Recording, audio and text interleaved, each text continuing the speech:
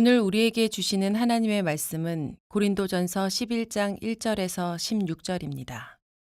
내가 그리스도를 본받는 자가 된 것 같이 너희는 나를 본받는 자가 되라. 너희가 모든 일에 나를 기억하고 또 내가 너희에게 전하여 준 대로 그 전통을 너희가 지킴으로 너희를 칭찬하노라. 그러나 나는 너희가 알기를 원하노니 각 남자의 머리는 그리스도요 여자의 머리는 남자요 그리스도의 머리는 하나님이시라. 너희는 스스로 판단하라. 여자가 머리를 가리지 않고 하나님께 기도하는 것이 마땅하냐. 만일 남자에게 긴 머리가 있으면 자기에게 부끄러움이 되는 것을 본성이 너희에게 가르치지 아니하느냐. 만일 여자가 긴 머리가 있으면 자기에게 영광이 되나니 긴 머리는 가리는 것을 대신하여 주셨기 때문이니라. 논쟁하려는 생각을 가진 자가 있을지라도 우리에게나 하나님의 모든 교회에는 이런 관례가 없느니라. 이는 살아계신 하나님의 말씀입니다. 아멘. 제가 1년에 한 번씩 이렇게 말씀을 이렇게 강해하는 설교를 하는데 종종 이 부분은 이렇게 좀 띄고 넘어갔으면 좋겠다 하는 부분들이 있습니다. 참 이렇게 설명하기 힘든 그런 부분들이죠. 오늘 말씀이 그 가운데 하나입니다. 제목은 남자와 여자는 무엇이 다른가요? 그러니까 제가 이렇게 뛰어넘어가고 싶은데 설교를 하는 걸 보니까 더 듣고 싶지 않으세요? 네, 주의 깊게 어려운 말씀이기는 하지만 우리들에게 또 필요한 말씀이 될 수도 있겠다는 생각이 듭니다. 아마 금세기에 들어 우리 인류에게 참 혁명적인 일들이 몇 가지 있었지만 그 중에 하나가 여성 인권에 대한 문제였던 것 같아요. 여성들이 정말 인권에 대해서 차별받던 이 시대에서 여성의 인권이 살아나게 된 것, 또 하나는 어떤 흑인들의 인권, 그 민족 간의 그런 인권에 대한 문제들도 이 차별을 철폐하는 많은 소득이 있었던 것 같습니다. 그런데 우리들이 차별에 대한 문제를 다루면서 잃어버린 것이 있다는 생각이 듭니다. 차별을 이야기하며 다른 것에 대해서 우리들이 너무 소홀한 것이 아닌가. 요즘은 여자들에 대한 차별을 문제를 다루다 보니까 오히려 남자들이 역차별을 받는 것이 아닌가라는 말을 하기도 합니다. 사실은 우리들에게 정말 중요한 건 차별에 대한 문제보다는 우리가 다름을 어떻게 인정하는 것이 더 중요한 것이 아닐까라는 생각을 합니다.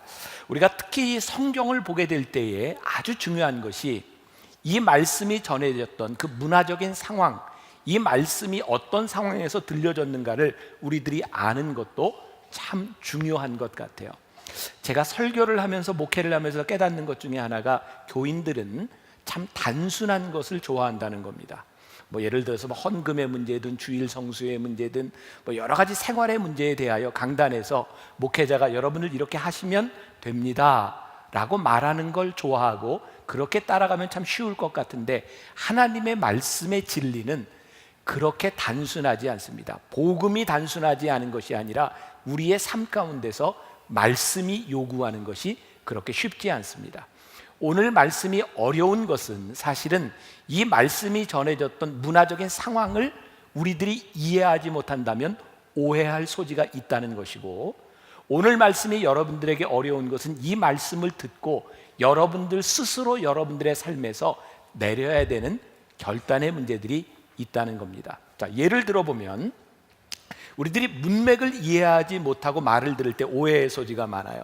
요즘은 그런 부모들이 없지만, 거의 없지만 제가 자랄 때 종종 그런 부모들을 봤어요. 어쩌면 자기 자식한테 그런 말을 할 수 있는지, 너 나가 죽어 이놈아, 막 이런 말들 들었던 기억 안 나세요?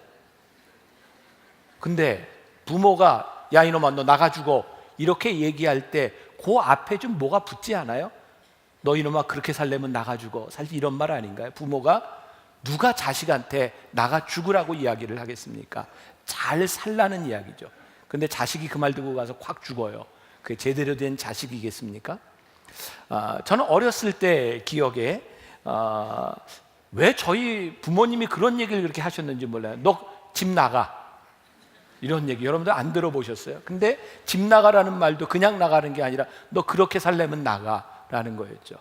제가 어렴풋이 기억이 나는데 제가 6살 때쯤 저희가 능곡에 살 때였습니다. 저희 아버님은 군복 시절이었고 상황은 기억이 나지 않는데 제가 혼나고 6살 때 엄마가 저한테 집을 나가라 그랬어요. 그래서 제가 집을 나갔습니다. 나가서 제가 막 능곡에서 버스를 타고 가려는 저희 어머니가 저를 잡았어요. 어디 가냐고.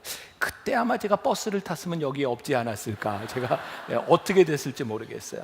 자, 참 중요한 것이 문맥이고 상황인데 우리들이 그것을 이해하지 못할 때 말씀은 오해될 수 있습니다. 성경 말씀도 동일한데요, 오늘 이 말씀이 전해진 것도 아주 분명한 문화적인 세팅이 있습니다. 뭐냐면 당시 2000년 전 고린도에 있는 교인들에게 이 말씀을 전하고 있다는 겁니다. 그래서 우리들이 이 상황들을 공부해야 우리들이 하나님의 말씀이 우리들에게 무엇을 이야기하는지 정확하게 알 수 있는 거예요. 그래서 오늘 조금 어려울 수도 있지만 우리들에게 도움이 되는 말씀이 되겠다. 자, 오늘 말씀에서 사도 바울은 이렇게 시작합니다. 1절에서 나를 본받는 자가 되라. 정말 사역자에게 소원이죠. 내가 목양하고 있는 우리 교인들을 향해서 여러분 나를 본받는 자가 되십시오. 그런데 정말 사도 바울이 본받으라고 했을 때 무엇을 본받으라고 했을까? 사도 바울이 홀로 독신으로 살아가면서 사역했던 것, 그가 목숨을 걸고 이곳저곳을 다니면서 선교 여행을 했던 것, 적어도 제가 생각할 때 사도 바울은 고린도에 있는 교인들에게 그런 사역에 대한 모습을 본받으라고 했던 것 같지는 않습니다. 우리가 어떤 일을 해도 무엇을 해도 우리들 가운데 완전한 사람은 없습니다. 근데 내가 완전하지 못한 내 모습을 어떻게 본받으라고 이야기할 수 있겠습니까? 제가 말씀을 묵상하면서 깨닫게 되는 것은 사도 바울이 교인들에게 본받으라고 하는 이 말은 사역에 대한 그런 말이 아니라 이 사역을 감당하고 있는 내 마음을 본받았으면 좋겠다. 그 마음은 온전함에 대한 것이 아니라 하나님의 사역을 위한 그의 열정을 사도 바울이 이야기하고 있는 것이 아닐까. 여러분, 하나님이 우리를 쓰실 때 우리들의 모습을 어떻게 쓰시겠습니까? 사실 우리들이 하나님 앞에 쓰임받을 수 있는 자격으로 이야기한다면 자격 있는 사람은 없습니다. 우리가 이따 결단 찬양에도 부르겠지만 제가 참 좋아하는 찬양이기도 하고요, 제가 언젠가 말씀을 준비하다가 제가 참 울었던 찬양이기도 합니다. 보소서 주님, 나의 마음은 선한 것 하나 없습니다. 그러나 내 모든 것 주께 드립니다. 사랑으로 안으시고 날 새롭게 하소서. 주님 마음 내게 주소서. 내 아버지 주님 마음 내게 주소서. 나를 향하신 주님의 뜻이 이루어지도록 주님 마음 내게 주소서. 보소서 주님, 나의 마음은 선한 것 하나 없습니다. 그러나 내 모든 것 주께 드립니다. 아무리 생각해도 나에게 선한 것이 없지만 주님이 나를 받으실 수 있는 이유는 주님 마음 내게 달라고 하는 그 고백 때문에 우리의 모습을, 우리의 삶을 하나님이 받으시는 것이 아닐까. 저는 적어도 사도 바울을 바라보며 그가 너희가 나를 본받는 자가 되라 라고 했을 때 그는 어떤 완전함을 이야기하는 것이 아니라 내 마음을 본받았으면 좋겠다, 모양이 아닌 마음을 본받았으면 좋겠다. 사도 바울에게 어떤 마음이 있었나요? 끊임없이 주님을 닮아가려고 하는 마음, 그가 부족하지만 끊임없이 주님을 사랑하는 마음. 그래서 우리가 누군가를 사랑하게 될 때 우리는 누군가를 닮아가고 싶은 것 같아요. 오늘 주보에 여러분들에게 책을 하나 소개해드렸습니다. C.S. 루이스가 쓴 순전한 기독교. 제가 이 책을 여러분들에게 소개했지만 꼭 사서 읽으라고는 이야기를 안 하려고 그래요. 왜냐하면 책이 좀 어렵습니다. 이 중에 대부분들이 사서 후회할 것 같아요. 근데 정말 필요한 말씀입니다. 이 책 가운데 가장합시다라고 하는 섹션이 있는데 여기에서 C.S. 루이스는 이런 예를 듭니다. 한 못생긴 남자가 아마 얼마나 못생겼는지 모르지만 이렇게 못생긴 채로 살아가서는 안 되겠다라고 생각해서 잘생긴 사람의 가면을 쓰고 살아갑니다. 몇 년을 그렇게 살다가 가면을 벗어보니 그의 얼굴이 가면처럼 변해 있었어요. 루이스는 이 비유를 통해서 우리들에게 이런 말을 하고 싶은 겁니다. 우리가 그리스도 안에서 칭의를 받았다고 하는 것이 무슨 의미냐면, 우리가 추악하고 더럽지만 칭의를 받고 우리들이 살아가다 보면 우리들이 그리스도를 닮게 되리라는 것입니다. 저는 오늘 여러분들에게 그런 질문을 던지고 싶어요. 우리들의 마음 가운데 그렇게 그리스도를 닮고 싶은 우리들의 마음이 있는가? 우리들이 완전하기 때문이 아니라, 우리들이 감사할 수 있는 조건이 넘쳐서가 아니라, 때로 우리들이 힘든 상황이지만 우리들이 감사하려고 하고 우리들이 기뻐하려고 하고 닮아가려고 할 때 어느 날 그렇게 변해 있는 우리의 모습, 사실은 이게 성화의 과정이 아닐까. 감리교회 창시자였던 요한 웨슬레 목사님은 늘 성화를 이야기했어요.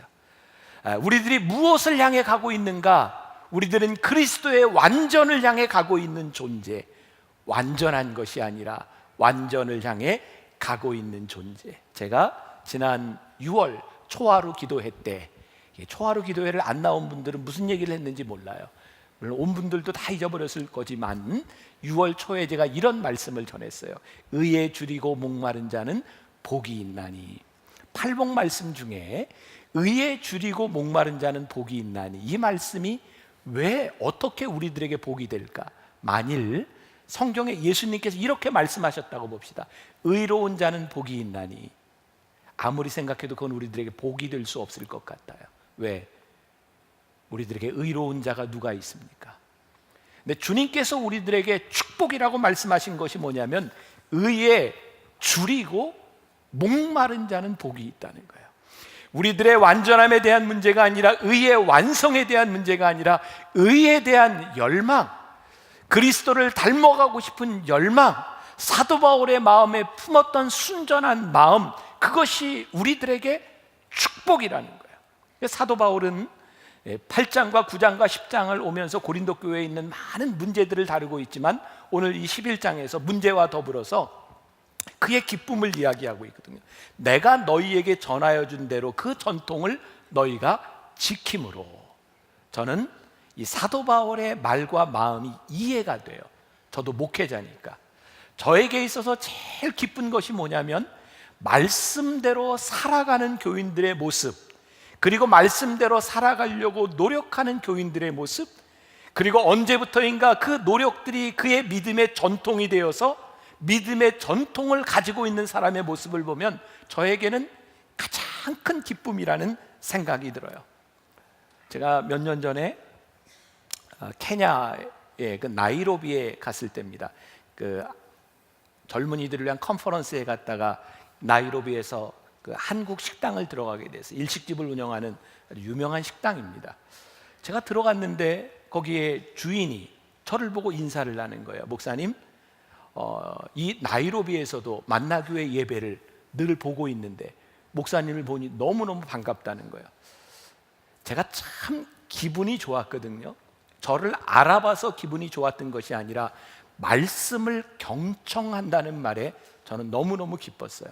여러분, 제가 말하고 있는 이 말을 듣기 때문에 제가 기쁜 것이 아니라, 제가 적어도 이 강단에서 하나님의 말씀을 전한다고 생각하고 있는 저에게 이 말씀을 경청한다고 하는 것이 저에게 얼마나 큰 기쁨이었는지 몰라요. 저는 오늘 사도 바울이 이야기하고 있는, 너희들이 내가 가르친 대로 이 전통을 지키는 것이 기쁘다라고 하는 말이 저에게는 너무너무 잘 이해가 되는 부분이기도 합니다. 사역자의 기쁨, 사도 바울이 가졌던 기쁨, 어쩌면 우리 주님께서 우리를 바라보며 가장 기뻐하실 것이 무엇이냐면, 우리의 온전함이 아니라 말씀을 따라 살아가려고 하는 우리들의 믿음의 전통이 아닐까. 저는 전통이라고 하는 말을 이렇게도 바꿔볼 수 있을 것 같아요. 우리들의 삶에 만들어진, 굳어진 크리스찬의 스타일, 삶의 스타일. 여러분들이 살아가는 여러분들의 삶의 스타일을 바라보며 정말 그리스도인이구나 라고 드러날 수 있는 믿음의 전통, 그것이 우리들에게 있는가. 자, 이제부터 제가 조금 어려운 이야기를 시작합니다.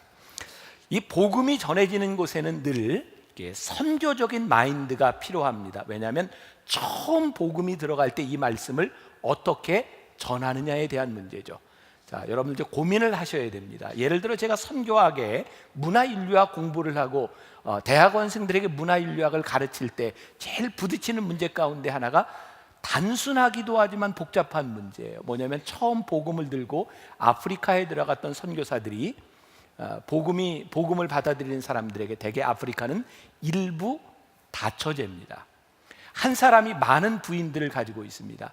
그래서 성경에 의하면 한 여자와 한 남자가 만나야 되니까 이제 정리해라 이렇게 이야기를 합니다. 그러면 어떤 여자를 남겨놓고 어떤 여자를 정리해야 될까요? 첫 번째 만난 여자 남겨놓고 다 정리해야 될까요?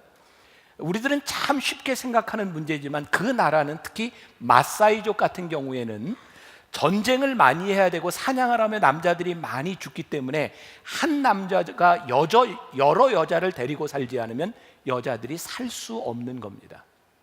그러니까 그렇게 쉽게 우리들이 한 여자만 남기고 나머지는 다 돌려보내시오라고 하는 것은 나머지는 가서 죽으시오라고 하는 이야기와 흡사한 겁니다. 우리는 말씀을 가지고 고민해야 합니다.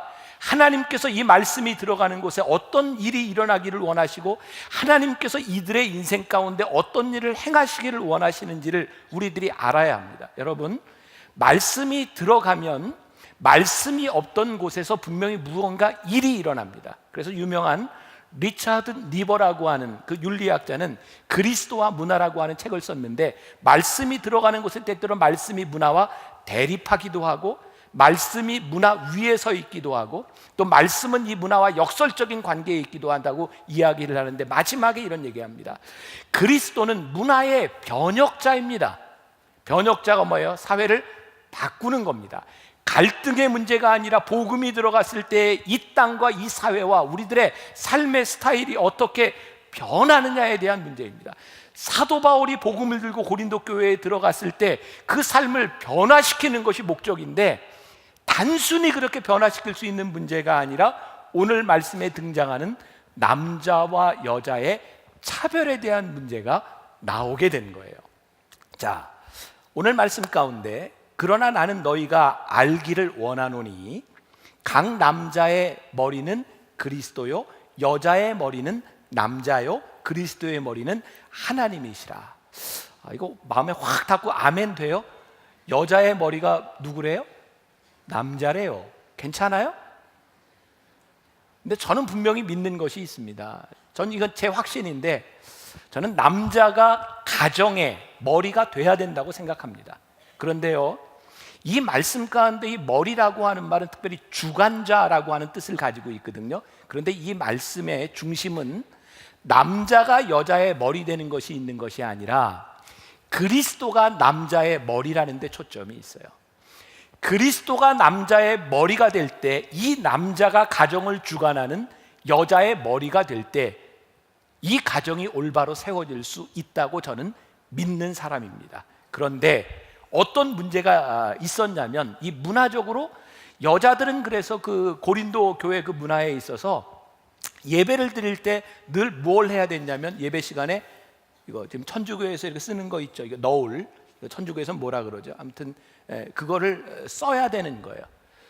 그리고 예배 시간에 이렇게 쓰고 나오고, 남자는 머리를 이거 쓰면 안 돼요.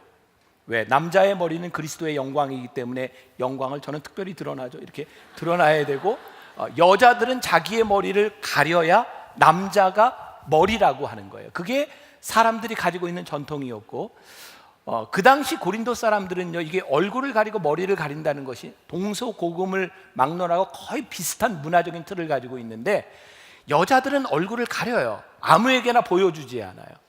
그리고 머리에 무엇을 쓴다고 하는 것은 정숙한 여자라고 하는 뜻입니다. 여자들 중에 머리에 아무것도 쓰지 않고 얼굴을 그냥 내밀고 다니는 여자들은 몸을 파는 여자들입니다. 그런데 교회 안에 어떤 문제가 있었냐면, 이제 복음이 들어와서 우리는 모든 것으로부터 자유로워졌다는 거예요. 아니, 머리에 쓰고 안 쓰고가 무슨 문제입니까? 그것이 진리에 대한 문제입니까? 아니라는 거예요. 그래서 예배 시간에 머리에 안 쓰고 들어오는 여자들도 있었어요. 진리를 알고 있는 우리들에게는 별 문제가 되지 않지만, 교회 밖에 있는 사람들이 그 모습을 바라보면 저기는 정결하지 못한, 정숙하지 못한 여인들이 들어있다고 생각을 하는 거죠. 사도 바울이 뭐라고 얘기하냐면 이것이 진리에 대한 문제는 아니지만 우리들이 지켜야 될 것이 있느니라. 게다가 남자들은 머리에 아무것도 안 써야 되는데 남자들이 머리에 쓴다고 하는 것은 저것은 동성연애자일 수 있다는 거예요. 그러니까 이것이 진리에 대한 문제가 아니라 문화적인 문제로 인하여 사람들에게 그렇게 인식됨으로 인하여 복음에 방해가 될 수 있다. 유진 피터슨이 이 부분을 좀 쉽게 쓰고 있어요. 제가 좀 읽어드릴게요. 부부관계에서 남편의 권위는 그리스도에게서 오고 아내의 권위는 남편에게서 온 것입니다. 그리스도의 권위는 하나님의 권위입니다. 그리스도의 권위를 존중하지 않으면서 하나님과 대화하거나 하나님에 대해 말하는 사람이 있다면 그는 그리스도의 명예를 실추시키는 자입니다. 여자들이 예배 중에 머리 덮개를 쓰는 관습은 기본적으로 여기에서 유래한 것입니다. 그러나 여기서 남자와 여자의 차이를 너무 확대해서 해석하지 마십시오. 남자나 여자나 누구든지 혼자 힘으로 살 수 없고 누가 먼저라고 할 수도 없습니다. 남자가 하나님의 아름답고 빛나는 형상을 반영하여 먼저 지어진 것은 사실이지만 그때 이후로 모든 남자는 여자에게서 나왔습니다. 사실 모든 것이 하나님께로 온 것이니 누가 먼저냐를 따지는 일은 이제 그만둡시다. 지금 이해가 되셨어요? 당시에 남자들이 여자들에 대하여 우월감을 가지고 있었어요. 크리스찬들이. 왜? 하나님이 남자와 여자를 지을 때 누구부터 지었어요? 남자부터. 여자는 어디서부터 나왔어요? 남자의 갈비뼈로부터. 그러니까 여자는 남자의 갈비뼈야. 그리고 우월감을 가지는데 사도 바울이 뭐라고 얘기해요? 그러나 그 이후에 나온 모든 남자는 여자부터 나왔느니라. 그러니까 너희들이 우월감을 가질 필요가 없느니라. 그러니까 이것이 별로 중요한 문제가 아니라는 거예요. 누가 먼저냐 이것이 중요한 것이 아니라는 거예요. 중요한 것은 오늘 12절 말씀에 같이 한번 볼까요? 12절. 그러나 주 안에는 제대로 나왔어요? 11절부터구나. 자, 11절부터 시작. 그러나 주 안에는 남자 없이 여자만 있지 않고 여자 없이 남자만 있지 아니하니라. 이는 여자가 남자에게서 난 것 같이 남자도 여자로 말미암아 났습니다. 그리고 모든 것은 하나님께로부터 났느니라. 자, 이제 사도 바울이 뭘 설명하고 있는지, 그들 문화에 있어서 남자가 여자보다 이렇게 머리라고 생각하는 것, 그것 중요하고 이거 지키어야 복음의 장애가 되지 않지만 실제 하나님 안에서 그것은 아무 의미가 없느니라. 모두가 하나님께로부터 난 자라고 말씀하고 있어요. 자, 다시 복음이 문화의 옷을 입고 이렇게 전파되기 때문에 오늘날과 같은 세상에 만약에 이제 이 말씀을 따라, 사도 바울의 말씀을 따라 모든 여자들은 들어올 때 쓰고 오시오라고 한다면 복음이 전해지는데 도움이 될까요? 도움이 안 될까요? 저는 별로 도움이 안 될 것 같아요. 결국 우리들이 복음이 전해지는데 도움이 되느냐 안 되느냐에 대한 문제가 복음의 본질적인 문제로 일어나는 것이 아니라 복음을 전하는 문화적인 것으로 인하여 일어나고 있다는 거예요. 그래서 우리들이 복음을 전할 때 이 부분을 잘 알고 있어야 한다. 여러분, 우리나라 초기에 복음이 전해질 때 초기의 교회, 초대교회가 기역자로 지어졌어요. 여기 한번 사진을 보여주실래요? 기역자로 저렇게 지어져. 내부도 한번 보여주세요. 네, 이렇게 강대상이 있고 이렇게 갈라졌죠. 기역자로 지어져 있는 거예요. 왜 그런지 아시죠?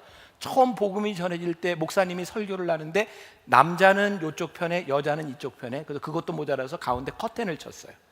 왜? 남녀 7세 부동석이라 만일 남자와 여자가 섞여서 얼굴을 같이 보고 복음을 예배를 드린다면 교회를 못 가게 한단 말이에요. 저것이 본질적인 문제는 아니었지만 복음이 전해질 때 기역자로 지은 이유는 복음을 더 잘 전하기 위해서다. 여자들이 고린도 교회 안에서 이제 우리는 복음으로부터 자유롭다라고 하는 것 때문에 너희들이 너울을 벗는 것이 너희들의 신앙의 문제는 아니지만 너희들의 너울을 벗은 모습을 바라보며 세상 사람들이 복음을 접하는데 장애가 된다면 너희들이 어떻게 해야 되겠냐는 거예요. 자, 사도 바울에게 있어서는 그의 신앙이 처음부터 끝까지 일관성 있는 맥을 계속해서 가지고 있어요. 우리가 모든 것에서부터 자유롭고 우리들이 모든 것을 할 수 있고 모든 것이 가해요. 그러나 우리가 지난주에 말씀을 들은 것처럼 모든 것이 가하나 모든 것이 유익한 것은 아니에요. 자, 우리들에게 굉장히 중요한 신앙의 도전이 되죠. 우리는 내가 진리를 믿고 내가 믿음 생활을 하면 된다고 생각했어요. 그런데 사도 바울은 너에게 진정한 믿음과 내가 복음으로 인하여 진정한 자유가 있다면 모든 것이 가하나 모든 것이 유익한 것이 아니니 네가 덕을 세우는 일을 하라고 말씀하고 있어요. 다시, 복음이 무엇입니까? 내 속에 복음이 들어와 자유를 얻었기 때문에 마음대로 하는 것이 아니라 한 사람이라도 더 구원을 받을 수 있도록 나를 쳐서 복종하는 것, 그것이 복음의 진리라는 거예요. 서로가 서로를 위하여 종노릇하고 나를 양보할 수 있을 때 그것이 복음이라는 거예요. 그래서 우리들이 경계해야 될 것이 있어요. 여러분들에게 복음이 들어왔을 때 여러분들이 믿음이 들어와서 자유해졌는데 여러분들의 믿음과 여러분들의 자유함으로 인하여 그것이 독선이 되지 않도록 주의하라는 거예요. 여러분, 교회 안에서 참 힘든 신앙인들에게 상처를 주는 사람들이 특히 믿음을 가진 사람들이죠. 예전에 그런 말이 떠돌았죠. 시어머니 중에 제일 힘든 시어머니가 누구냐면 몇 가지 조건이 있죠. 이대를 나와서, 이화여대 대학을 나와서 시어머니인데 생머리를 하고 강남에 있는 광림교회나 소망교회를 다니며 권사의 직분을 가진 시어머니, 며느리들에게 제일 힘들다는 거예요. 여러분, 어떻게 보면 세상에서 가질 수 있는 좋은 조건을 다 가졌어요. 그런데 왜 힘들까요? 그분의 생각과 그분의 전통과 그분의 믿음이 누군가를 힘들게 한다는 거예요. 오늘날 교회 안에서 우리의 신앙에 상처를 주고 누군가 교회를 떠나게 하는 사람들이 세상 사람들이 아니라 교회 안에 믿음과 의를 경험하고 복음을 가슴 속에 가지고 있는 뜨거운 열정을 가진 사람들로 인하여 누군가 교회 안에서 상처를 받고 떠나가는 일, 그게 고린도 교회 안에도 있었다는 말이에요. 그래서 우리들이 복음의 진리가 너무너무 중요한 일이지만 그 복음의 진리를 전하는 폼, 우리들의 문화, 우리들의 생각들을 우리들이 어떻게 가지느냐, 이것이 중요하다는 것을 너희들이 늘 생각할 수 있는 사람이 되어라. 자, 그래서 14절에 가서 보면 사도 바울이 이렇게 말을 해요. 본성이 너희에게 가르치지 아니하느냐. 본성이 너희들에게 가르치지 아니하느냐. 자, 보세요. 우리들에게 복음의 진리가 있단 말이에요. 복음의 진리를 전하는 문화적인 형식들과 우리들이 누군가를 전하는 데 있어서, 말씀을 전하는 데 있어서 사도 바울이 말하는 거예요. 무엇이 잘못되고 잘 됐는지 이미 네 본성이 알고 있지 않느냐. 여러분 구별해야 될 것이 있어요. 본성과 욕망은 다른 것입니다. 하나님이 우리들에게 주신 욕망의 본성이 무엇일까요? 하나님은 우리들에게 이성을 주셨고요, 하나님은 우리들에게 양심도 주셨어요. 우리들이 참 많은 오류를 범하는 것이 뭐냐면, 믿음이 좋다고 하는 것과 기도를 많이 한다고 하는 것이 우리의 이성과 우리의 양심을 반해도 된다고 생각하는 무지함, 참 무서운 일이에요. 여러분, 우리들의 삶에 분명히 우리의 이성을 넘어선 신앙의 결단을 내려야 되는 순간들이 있습니다. 그러나 모두에게 늘 그런 일이 일어나는 것은 아닙니다. 보편적으로 우리들에게 하나님께서 우리들에게 주신 양심과 보편적인 판단이 우리들에게 있다는 거예요. 이것을 무시하지 말라는 거예요. 하나님이 이미 너희들에게 주어진 그것을 무시하지 말아라. 자, 예를 들어 볼게요. 어떤 목사님이 복음을 전하고 새로운 교회를 이렇게 개척을 했는데 그 교회는 특수해요. 지금 그런 교회들이 몇 개 생겼죠. 저기 홍대 부근에 클럽을 빌려서 예배를 드려요. 예배를 드리는 분위기도 아주 자유로워요. 이렇게 라운드 테이블에서 예배 시간에 술을 먹는 것은 아니지만 음료수를 먹으면서 자유롭게 복음을 전해요. 정상적이에요? 비정상적이에요? 자신 있게 얘기하세요. 비정상적입니다. 왜? 우리들의 보편적인 생각에 의하면 예배를 그렇게 드린다고 하는 것은 비정상적입니다. 그러나 그것이 비진리는 아닙니다. 그것은 형식이기 때문이다. 그런데 만일 그렇게 비정상적으로 목회를 하고 있는 그 목사님이 나는 특수한 사람들을 위하여 특별하게 복음을 전하기 위하여 나는 이렇게 전합니다라고 하면 저는 오케이, 그것은 괜찮습니다. 왜? 특별한 사람들에게 그들의 문화에 맞게 복음을 전하는 것이 틀린 것은 아닙니다. 그러나 그런 것이 아니라 목사님이 본래 노는 걸 좋아하고 클럽 스타일이야. 그래서 거기에서 목회를 하면서 사람들을 모았다라고 한다면 그것은 비정상적인 것입니다.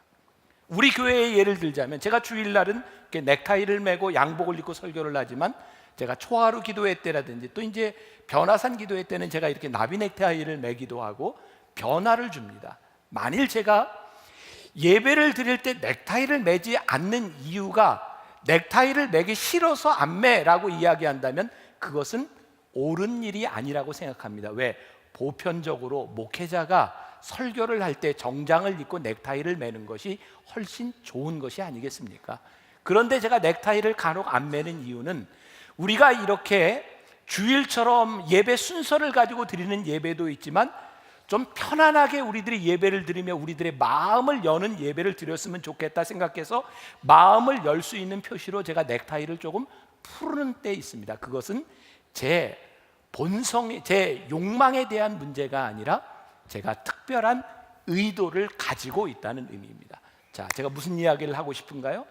여러분들이 무엇이든지 할 수 있지만 여러분들의 본성과 여러분들의 이성의 판단에 반하여 여러분들의 욕망에 원하는 대로 여러분들이 선택했다면 그것은 덕을 세우는 일이 아니라는 거예요. 조금 더 쉬운 예를 든다면 1부, 2부, 3부, 4부 저희 교회 5부 예배를 드립니다. 특별히 4부 예배 때는 청년들이 많이 오죠. 여기 이제 3부 예배 때도 좀 젊은 사람들이 많이 옵니다. 그러다 보니까 예배 시간에 들어올 때 커피를 가지고 음료수를 가지고 들어오는 사람도 있습니다. 음료수 가지고 들어와도 돼요, 안 돼요? 대답을 하세요. 돼요, 안 돼요? 네, 뭐 되든 안 되든. 왜? 여러분, 음료수를 가지고 예배 시간에 들어온다고 구원받는데 지장이 있겠습니까?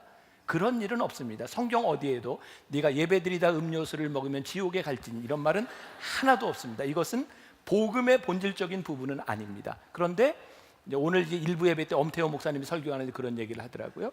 이렇게 음료수를 가지고 커피를 가지고 들어오는 젊은이를 보며 좀 연세가 든 신앙의 연륜이 있는 사람들이 보면 딱 눈살이 찌푸러진대. 그래서 아예 쳐다보지도 안 돼요. 아유 저것들 막 이러고 이제 바라보지도 않아요. 예배에 본인에게는 방해가 되는 거죠. 본인에게 방해가 될지 모르지만 그것이 본질적인 문제는 아니라는 겁니다. 그런데 젊은이의 입장에서 보세요. 그래서 이제 신앙의 연륜이 있는 분들은 젊은이들을 혼내는 것보다는 좀 아량을 가지고 보십시오라고 말을 하면서 젊은이들은 내가 커피를 가지고 들고 와서 예배를 드리는 것이 신앙에 대한 본질적인 문제는 아니지만 어른들이 그것을 불편해한다면 덕을 세우기 위해서 내가 하고 싶은 일들을 접는 것도 아름다운 덕이 아닐까요? 저는 오늘 여기에서 여러분들에게 쉽게 여러분 만나교회 예배는 절대로 커피를 가지고 들어오면 안 됩니다 라고 이야기하면 여러분들이 쉬울 것 같아요. 왜? 안 가지고 들어오면 되잖아요. 그리고 들어온 사람에게 욕하면 되잖아요. 목사님이 가져오지 말랬는데 저런 사람이 있나 뭐 이러면 될 텐데 그게 신앙의 본질적인 부분은 아니라는 거예요. 여러분 제가 말하는 게 너무 힘들지 않아요? 양비론을 이야기하는 것 같고, 그런데 정말 우리의 신앙은 때때로 하나님께서 우리들의 양심에, 우리들의 판단에, 우리들이 생각하게 하신다는 거예요. 미국에 있는 교회는 이렇게 주일날 예배를 드릴 때 사람들이, 봉사하는 사람들이, 들어가는 사람이 커피를 줍니다. 그리고 교회 의자에는 커피 홀더가 있어요. 그 사람들 문화는 설교 들으면서 뭐 이래도, 그리고 또 그 사람들 이러잖아요. 이러고 설교 듣고 이제 다리 꼬고, 그 목사님 지나가면 하이 이러고. 왜? 그 사람들에게 그게 바더가 되지는 않은 거예요. 근데 이제 여러분들이 이렇게 한다면 서로 이제 맘상하는 일들이 일어나게 되는 거죠. 제가 무슨 이야기를 하고 싶어요? 그것들이 진리에 대한 문제가 아닌 이상 여러분들이 누군가를 바라보며 용납할 수 있는 것은 더 믿음이 있고 누군가의 덕을 세우기 위해서 내 믿음이, 내 본성이 생각할 수 있는 사람이라는 거예요. 자, 지금은 이제 겨울이니까 여러분들이 이렇게 옷을 이제 두껍게 많이 이렇게 입고 왔지만, 사실 한여름에 제가 설교하면서 조금 이렇게 좀 민망할 때도 있어요. 여자들의 옷차림이죠. 그러나 제가 한 번도 옷차림에 대해서 이야기하지 않습니다. 왜? 혹시라도 마음에 상처를 받을까 봐. 교회 안에 어린아이들이 들어왔을 때 제가 한 번도 혹시 어린아이가 떠들거나 울어도 저는 이야기하지 않습니다. 왜? 혹시라도 강대상에서 무엇라고 이야기하면 상처를 받을 부모의 마음이 그려지기 때문이죠. 왜? 저는 그 사람들보다 성숙하다고 생각하기 때문입니다. 이제 여러분들의 믿음이 성숙해 간다면 여러분들이 어떻게 해야 할까요? 내가 하고 싶은 내 욕망에 따라 움직이는 사람이 아니라 이 교회가 아름다운 덕을 세우고 누군가 예배를 드리며 누군가 하나님 앞에 나아갈 수 있도록 우리들 서로가 덕을 세우기 위하여 성숙해지기 시작할 때 교회가 아름답게 세워질 수 있는 거예요. 죄송해요. 제가 여러분들에게 답을 드리지 못해서 죄송해요. 그러나 여러분들이 고민해야 된다는 거예요. 하나님이 여러분들에게 판단할 수 있도록 그 마음을 주셨기 때문이에요. 자, 중요한 말입니다. 우리의 신앙의 깊이가 있어진다고 하는 것이 무슨 의미일까요? 내가 예수를 믿고 1년, 2년, 3년, 4년 말씀을 공부하고 내가 믿음이 깊어졌어 라고 하는 것은 무슨 의미일까요? 저는 이렇게 생각해요. 정말 우리의 믿음이 깊어진다면 우리의 고집이 없어지는 때다. 언제부턴가 여러분들에게 신앙에 고집이 생겨서 내가 누군가의 모습도 용납하지 못하고 내가 어떤 것도 내 마음에 들지 않고 내 신앙에 맞지 않으면 내가 그것을 받아들일 수 없는 사람이 되었다면 그것이 복음의 진리에 대한 문제가 아니라 여러분들의 눈에 거슬리는 문제라고 한다면 여러분들은 신앙이 깊어진 것이 아닙니다. 여러분들은 점점 독선적이 되어갈 뿐입니다. 저에겐 정말 기도 제목이 있어요. 하나님, 저 은퇴할 때까지 고집이 세워지지 않도록 저를 붙잡아 주세요. 제가 고집 세워지면 저 스스로 알아서 이 강단을 내려올 수 있도록 그런 지혜도 저에게 주세요. 저에게 제일 두려운 게 뭔지 아세요? 나이가 들고 많은 사람들이 제 권위와 제 말에 순종하게 되면서 그것이 고집이 될까 봐. 우리들이 늘 깨어 있어야 되는 것, 하나님 앞에서 우리들이 성숙하다고 하는 것이 무엇인지. 마지막으로 제가 한 가지 이야기만 할게요. 어떤 사람이요? 말을 조련해요. 말이 두 개가 있는데 하나는 검은 말이고 하나는 흰 말이에요. 참 놀라운 것은 이 사람이 말을 조련하고 이 말이 경주를 하잖아요. 100% 어느 말이 이길지 맞춰요. 사람들이 너무너무 신기한 거예요. 그래서 조련사에게 물어봤어요. 어떻게 당신은 뭐 자기가 기르는 말이지만 어떤 말이 이길지 100% 맞힐 수 있습니까? 그 사람이 이렇게 대답했어요. 간단합니다. 내가 이 검은 말이 이기기를 원할 때는 일주일 전부터 흰 말에 먹이를 주지 않습니다. 검은 말이 이깁니다. 흰 말이 이기기를 원하면 검은 말에게 먹이를 주지 않습니다. 그러면 흰 말이 이깁니다. 여러분들의 삶에 무엇이 승리할까요? 여러분들이 욕망의 먹이를 주면 여러분들의 욕망이 살아 움직입니다.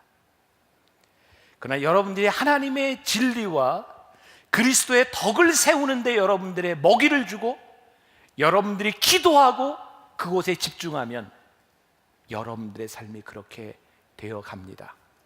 어떤 누구도 한 번의 은혜를 받는다고 여러분들의 삶이 만들어지는 것은 아닙니다. 그러나 우리들이 그런 삶을 만들어 갈 수는 있습니다. 사도 바울은 그의 영의 아들 디모데에게 말합니다. 내가 경건에 이르기를 연습해라. 여러분들이 그리스도의 덕을 세우기 위하여 연습하세요. 저는 그래서 우리 만나교회가, 한국교회가 더 이상 진리에 대한 문제가 아니라 우리들에게서 일어나는 이 모양에 대한 문제 때문에 세상 사람들에게 손가락질을 받거나 진리 때문이 아니라 교회 안에서 일어나고 있는 이런 외적인 문제들 때문에 복음에서 제외되는 사람이 없을 때 하나님이 우리 교회와 우리의 믿음과 우리들의 삶을 아름답게 쓰시지 않겠습니까? 오늘 우리가 같이 결단하며 찬양하려고 하는 보소서 주님, 나의 마음은 선한 것 하나 없습니다. 여러분들의 선함이 아닙니다. 그러나 여러분들의 마음을 보세요. 우리 같이 찬양하겠습니다. 보소서 주님, 우리 봉헌하며 찬양하도록 하겠습니다.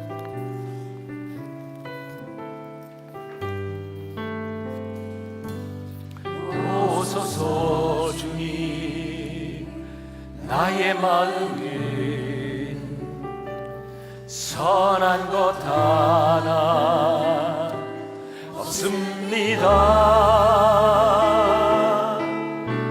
그러나 내 모든 것 주께 드립니다.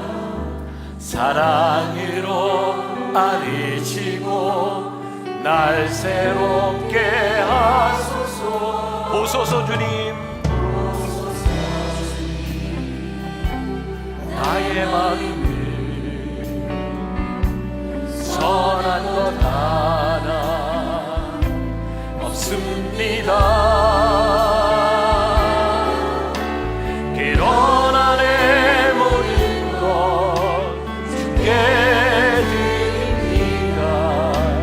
사랑으로 아니시고 날 새롭게 하소서. 주님 마을 내게 주소서. 내 아버지 주님 마을 내게 주소서. 나를 향하신 주님의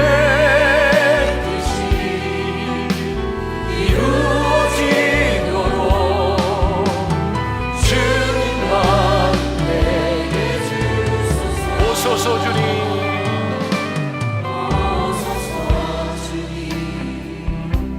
나의 마음은 선한 것 하나 없습니다.